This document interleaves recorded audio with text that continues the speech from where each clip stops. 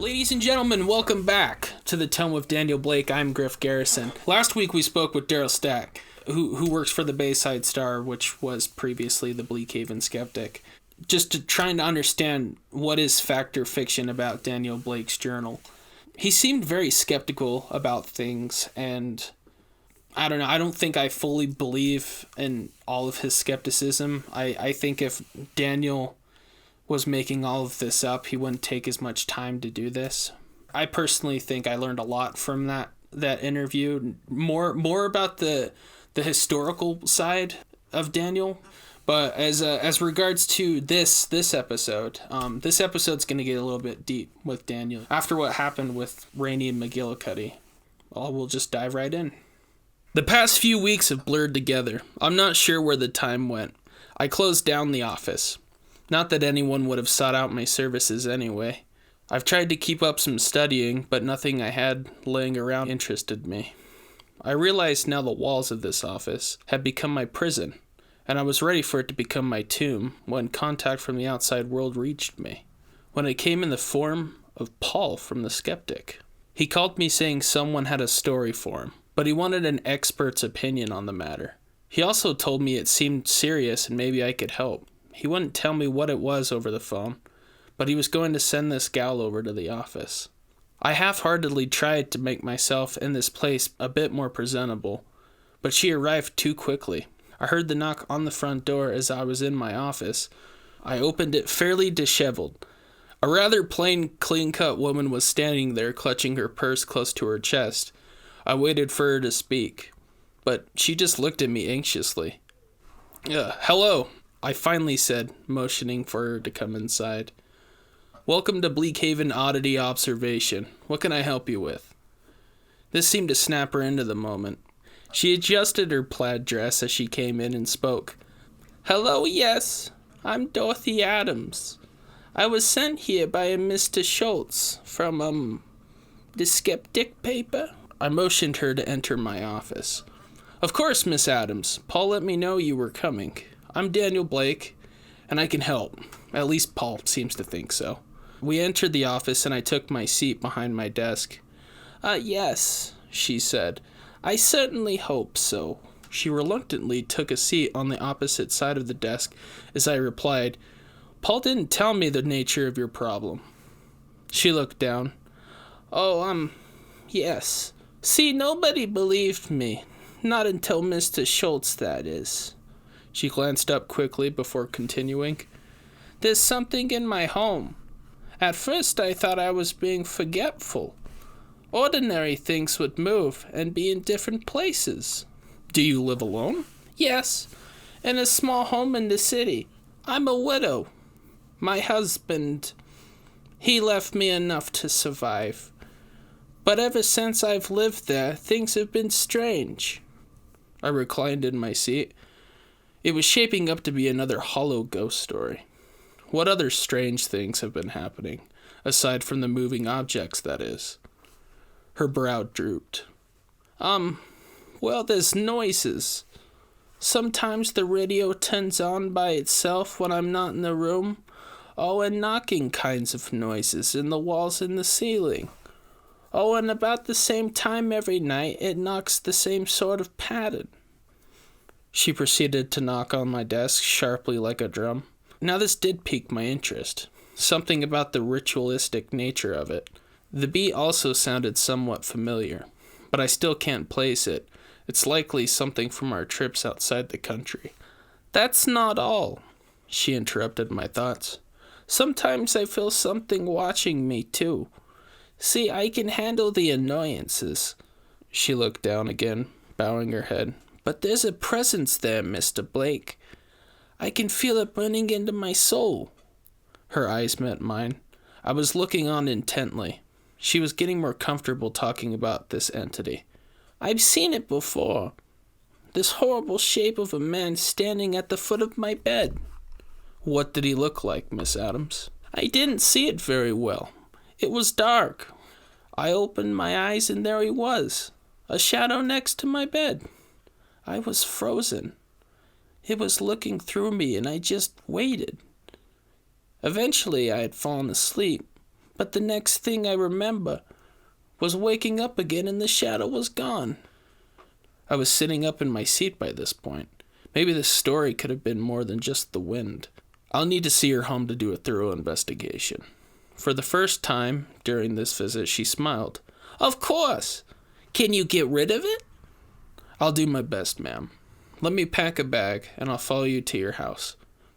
She nodded. I gathered a few odds and ends into a bag, things that seemed to have some effect on the supernatural.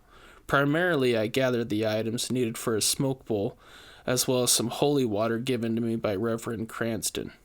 When I was finished, she left the office and climbed into her old Tin Lizzie. I followed close behind in my Oldsmobile. I have to admit, the drive felt good.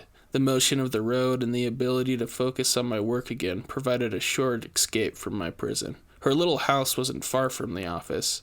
It wasn't necessarily in shambles, but it wasn't immaculate either. The paint and materials made it clear it was in the beginning stages of decay. How long have you been living here? Only a few months now, she said, opening the door. I followed her inside. Like the exterior, it was nothing special. However, she did have some nice things in the house. Some of the trinkets she had on the shelves seemed a bit too expensive for her situation. There was a fancy radio prominently in the room. I'm sure Rainey would have loved talking about the decor with this woman. I was surprised to find this little house had electricity. I suppose it just wasn't built very well. Is there anything out of place? I asked, examining the room. She studied her home. I don't think so. All right, show me where the most activity occurs. She led me through the small house to her bedroom. Even though it seemed to be falling apart, Adams kept her home immaculate. The bedroom was no exception. In fact, had she been a soldier in the Great War, she would have been the only one in the regiment not to get a tongue lashing, assuming she kept her closet and drawers as neatly as the rest of the place, that is. This is it, she said. I hear the knocking in here nightly, and, the person thing appeared here. She pointed at the foot of the bed nearest to the door. I didn't see any obvious signs of the paranormal activity, or any kind of activity for that matter. I shrugged and placed my bag on the floor. I'll perform a few rituals that generally drive that sort of thing out. I opened my bag and produced the holy water.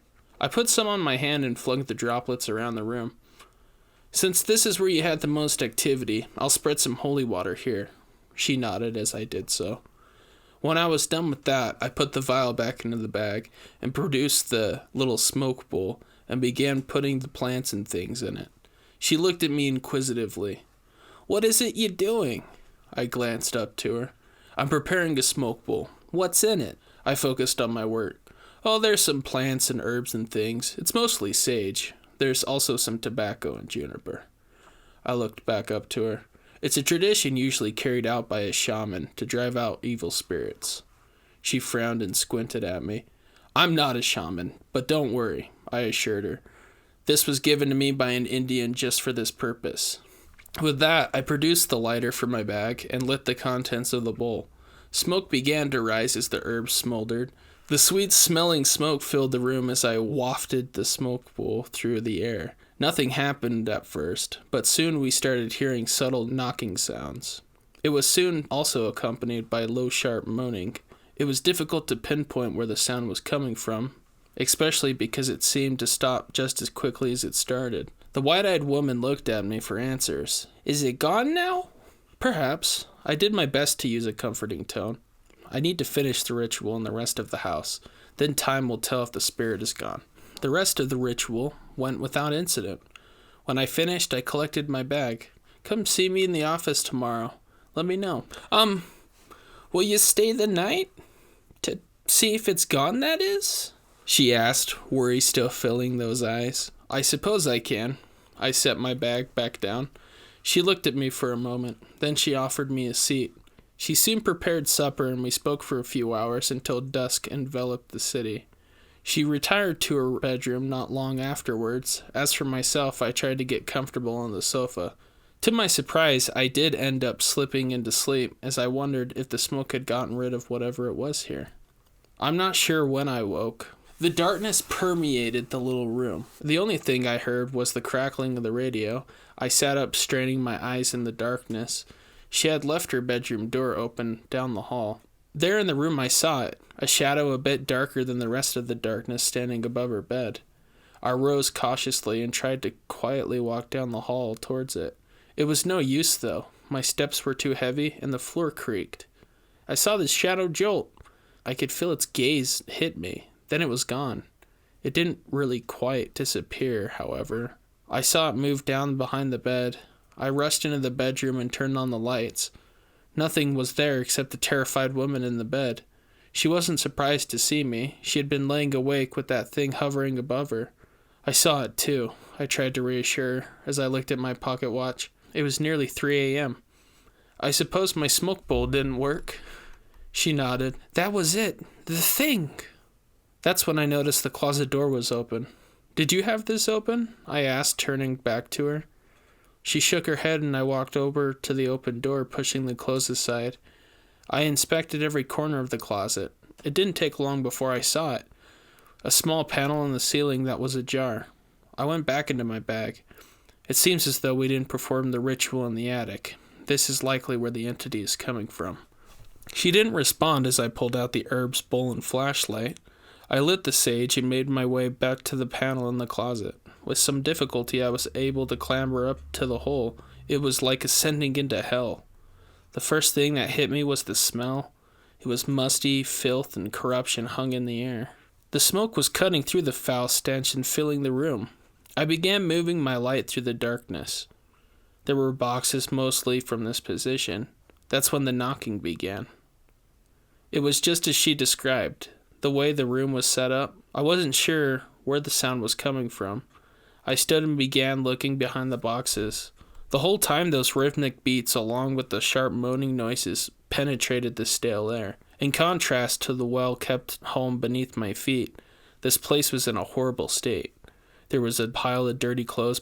It looked like a bird's nest the way it was arranged. There was old trash and rot everywhere. Near the nest there was a small carving of some sort. I placed the bowl down and picked up this trinket. It was roughly the shape of a Christian cross, but the corners were rounded and there were symbols carved all over it. Some I did recognize as having occult and astrological purposes, but I couldn't really place any of them at the time. I was so entranced by this thing that I didn't even notice the knocking stopped. I heard some stifled coughing and wheezing behind me. By the time I put this trinket in my pocket and turned around, it was too late. This entity had tackled me to the floor.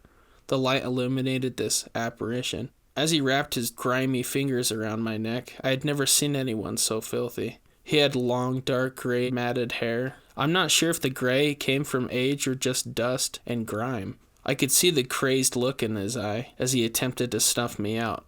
The initial shock was fading as I regained my senses. I started struggling against him. I reached for the flashlight. Barely being able to grab it, I swung it up fast, making hard contact with this man's skull. He fell off me with a whimper. I stood as he cradled his head in those festering hands. I studied him further for a moment. There was no ghost, just a ragged man living in a poor widow's attic. I finally spoke to this creature. "What are you doing here?" He looked at me shrunken before my feet for a moment. "Well, can't you speak?" I'm keeping it satisfied," he finally said. His mumbled voice was coated in a Cockney accent. "What is it?" I provoked him. "My master, the Grey One." "And what do you do for this Grey One?" "I perform the ritual every night. The same one, it keeps us from the madness. The knocking is part. Now the woman is now part." "What are you doing to her?" I moved closer as he cowered back into the ball. I started hearing a bit of commotion from downstairs. Mrs. Adams speaking with a man. Not long after, an officer poked his head from the hole in the floor with his own light.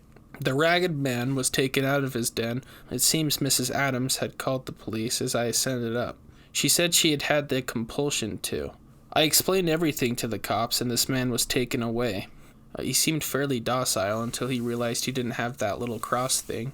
He went ballistic. He said he needed it or he couldn't please the Grey One. The cops didn't pay any attention to him and drug him off into the car.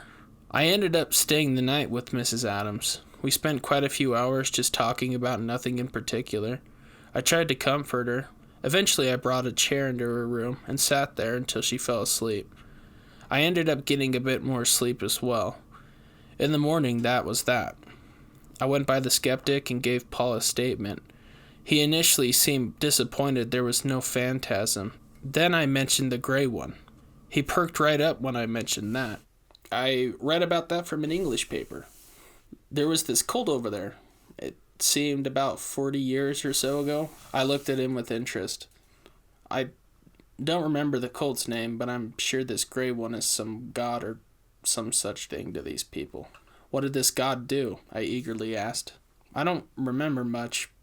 Seems to be a sort of nihilistic god, demanding meaningless ritual to satisfy him. I remember the article saying each member had a specific task to carry out, asked by the Grey One himself. If this ritual or task wasn't performed, then insanity would set it. Seems in this case you're damned if you do and you're damned if you don't, Paul agreed, leaning back at his desk. I showed him the strange cross. He didn't know much about it. He recognized some alchemy symbols, though. With that, I soon left back to my office carrying this odd encounter. I wish Mrs. Adams the best. I hope this is the last time she encounters the man and can sleep better at night. For me now, I hope the study of this strange object will occupy my mind for the moment. Signed, Daniel Blake. It's after 3 a.m. Something's wrong. I can't tell if something is here or if that's just wishful thinking on my part. Maybe I'm alone, and the fact is starting to really creep in. My prison of solitude has been collecting more locks and chains as the walls grow thicker and taller. Everyone's gone, Rainie's gone, and there's nothing I can do about it. I've been abandoned by her. I need to accept it. Everyone dies alone. I faced my death before, back in the war. I had to face the fact that I could have gone at any moment. Hand bombs and bullets flying all around. I came to peace with it. The cold grip of non-existence ripping me from reality. However, in those trenches, I discovered something worse than a hand of death descending quickly. And that, of course, is the hand of death coming slowly, clawing its fingers methodically into your soul and tearing it out begrudgingly. It's like life savors the final moments of suffering it will inflict. I've seen the hand take those around me, my friends, my brothers. I've seen it go fast and slow. With the fast you only have the shock, then you numb over, until it refuses to be ignored. The slow gives you that painful hope that they can survive. You can see it in their eyes, their pain and humanity, as you try to stop the blood. And sometimes they do pull through for a moment, only to slip away and lose the fight against the ever-presence of death. I realize now it wasn't just for them. Death is always reaching out. We are always slowly dying, and we are always fighting it. We all lose that fight in the end, don't we? No matter how long you struggle, and no matter how long you stave off that grand enemy, it always has its day. On that day, it's over. There's nothing you can do. Oblivion has your soul. There are too many theories to say accurately what's in store after you shed this husk. Nothingness may come, like a deep dreamless sleep. I doubt that, though. I've seen too much to suggest your consciousness continues. And isn't that the real horror of it all? No matter what, you will exist. I can only hope that the true God of this universe is a benevolent one. I don't know about heaven and hell, eternal pleasure or eternal suffering. In both you have no purpose. In all honesty, it's a choice between comfortable and uncomfortable hell. Maybe the God or gods hate us. Maybe we are only meant to suffer, and we are given glints of happiness and love only to intensify the pain. Or even worse, maybe we have indifferent gods. Gods that gave us the curse of existence, then got sick of us and walked away. I've suddenly become incredibly tired. Sleep may be a respite from these thoughts. However, I fear my prison will only grow stronger as I reside within. Signed, Daniel Blake. She found me laying on the floor in my office. I'd forgotten she still had her key to the building.